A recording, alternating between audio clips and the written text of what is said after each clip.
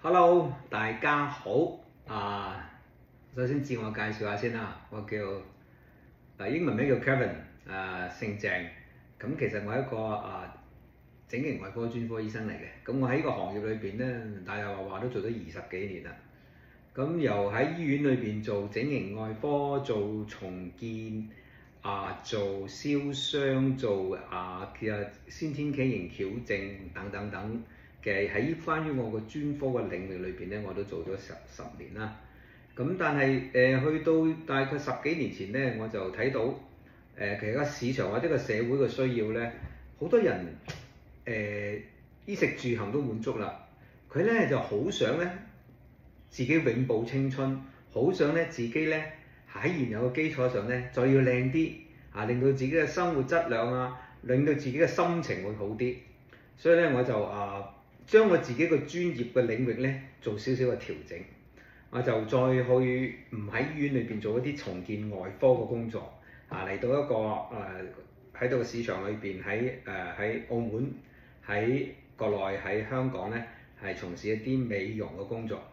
咁初期做美容咧，做一個外科醫生咧，都係喜歡做美容手術，譬如講割個雙眼皮啦，整個眼袋啦，割咗個眼袋啦，隆高個鼻啦，整翻兜尖嘅下巴啦，或者係抽脂整走個雙下巴啦，咁抽脂身體任何個部位都好多人都啲靚女都好貪嘅。哎呀，我條腰想窄啲喎，我隻手臂好粗喎，我個大髀好肥喎，咁又唔想自己好努力減肥，咁就揾醫生係抽脂啦。咁等等其實而係前期我哋咧，大概10幾20年前咧，就好多人咧好對呢方面咧就好有要求嘅。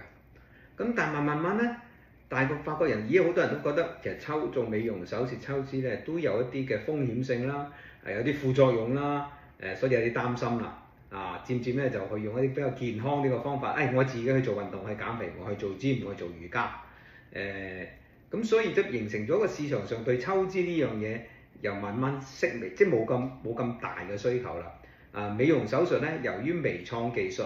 打針啦各樣嘢嘅產品同埋技術咧不斷發展啦，亦不斷成熟啦，使到咧我哋好多靚女咧都話：我唔想再走去開刀做手術啦，我想貪靚啫，我唔一定要去做手術啲咁高風險，甚至有副作用、有後遺症嘅一啲便利嘅方法。咁所以大概喺10幾年前咧，我諗就係個06、07、08年開始咧，係啦，到08年開始咧，10幾年前開始咧，我就轉向一個叫做微整形、微創嘅一個領域裏邊，即係用一啲打下針，做一啲微創。咩叫微創？好似埋條線係嘛？或者做一啲淨係侵入皮膚，但係唔需要開刀，又唔需要剪皮，又唔需要縫針嘅一個操作方法咧，去變靚。我發覺咧咁樣做法咧，我啲客人咧嗰啲消費者咧係更加中意，因為佢個心聲，即係佢自己心裏諗，我又唔係明星，我又唔係一定要靠個樣係要出嚟揾食要攞個樣出嚟賣，我需要自己靚啲啫，我想要自己後生翻啲啫，永葆青春下啫，我唔需要用啲咁激進嘅方法，一定要做個拉皮手術咁，由呢度一個冠狀切口跟住去到以前，跟住以後咁落到嚟，咁都好誇張，係一個 U 型嘅切口當你聽完之後，你都驚咗啦，你想靚啫嘛，唔係想去受啲苦去受一啲咁樣嘅咁大風險又咁有創傷性嘅一啲嘅做法而變靚變後生，而係用好簡單做部機啦或者係打支針啦，咁都可以變靚嘅時候，係咪你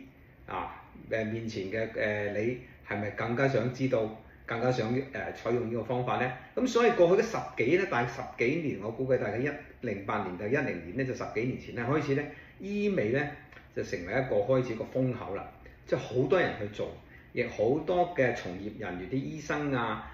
啲機構投資者係投資做醫美發展呢個行業，亦令呢個行業咧喺過去10幾年咧就即係高速咁發展得好快，甚至一啲公司就上市啦，做到係咪做得好好做上市。咁但係過去嗰10幾年慢慢咧，我哋又觀察到個現象，就話咧做醫美咧，有啲人覺得，原來做醫美都唔係即係普通嘅醫美，即係唔係做美容手術，其實都會有副作用喎，都會有風險嘅喎。咁漸漸咧，我最近喺個市場裏邊咧，其實我好多年前都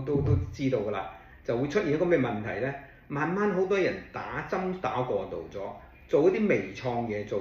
過度咗，比如做啲線雕做過度咗，注射過度咗，而導致一種嘅現象叫咩啊？萬化面啦。因為國內嘅一個術語，佢萬化面咩意思啊？好似饅頭咁樣如果香港人啦，我哋講就話叫做膠面啊，好似講嘢咧，一講嘢一笑咧，個面好膠啦，一嚿嘢咁樣啦，好個表情好似冇咩表情咁啦，膠硬咗塊面啦。咁我最近就喺度再翻嚟由加拿大再翻嚟香港澳門嘅時候，我就發覺係喎，的確有好多人咧有啲咁嘅問題。由於過往喺個認知或者經驗上嗰個唔充足咧，令到佢哋咧就不斷去打針，過度打針，可能係。所以過度打針就唔係話一次打好多支喎，係同一個部位注射完一次，可能半年後、1年後又打第二次、第三次、第四次，咁慢慢呢個位置注射咗好多次嘅玻尿酸呢個或者叫透明質酸呢個填充劑之後咧，導致到咧一啲嘅叫墨膠面啦，或者叫萬化面嘅現象啦。咁導致咧有好多衍生咗好多叫做醫美出嚟嘅副作用啦。咁所以咧我就有見及此咧，我就想喺呢個YouTube 裏邊開一個咁嘅頻道咧，同大家分享下我作為一個整形外科醫生做咗咁多年啦，咁見過咁多嘢，做過咁多嘅項目見過咁多客人，有啲咩嘅心得有咩啲經驗咧可以分享俾大家，令到大家喺真係去做醫美呢件事上咧多長見識，多長知識，令到你自己咧喺變靚呢條路上咧就少走彎路少踩雷，呢個係好重要嘅。我相信唔好講100%啦，90%幾嘅女性咧個個都貪靚嘅，無論咩年齡都好好似去到我阿媽嘅年齡啦，80幾歲啦，佢都話阿仔有冇啲咩面霜俾我搽下啦？我搽下個皮膚都靚啲喎。咁我諗你都80幾歲咯原來80幾歲咧都有佢想貪靚，佢想即係保持自己一個好嘅形象嘅需求嘅。咁何況你啦，你唔係80幾歲可能你好後生啦。咁後生又後生，點樣去